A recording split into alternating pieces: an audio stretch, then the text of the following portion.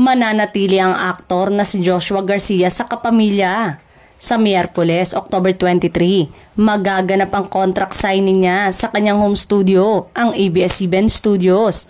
At sa nangangalaga ng kanyang karir, ang Star Magic. 10 taon na nga sa showbiz si Joshua na nagsimula ang karir nang sumali siya sa Teen Housemate sa Pinoy Big Brother All-In noong 2014.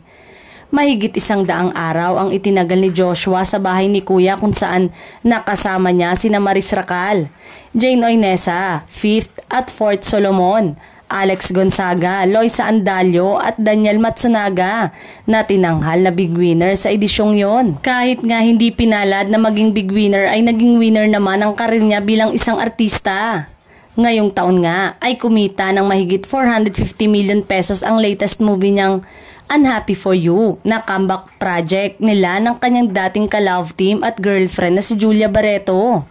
Sa kasalukuyan nga ay ito ang highest grossing film ng taong 2024 at ito rin ang pelikula niya na may pinakamalaking kinita sa box office. Abangers na nga sa Netflix sa November 14 ang mga hindi nakapanood nito sa sinehan. Inaabangan na rin si Joshua sa kanyang upcoming teleserye na It's Okay to Not Be Okay kung saan makakapareha niya si Ann Curtis. Maliban kay Joshua, ay may iba pang kapamilya stars ang nakatakdang pumirma o mag-renew bilang kapamilya sa araw na yun.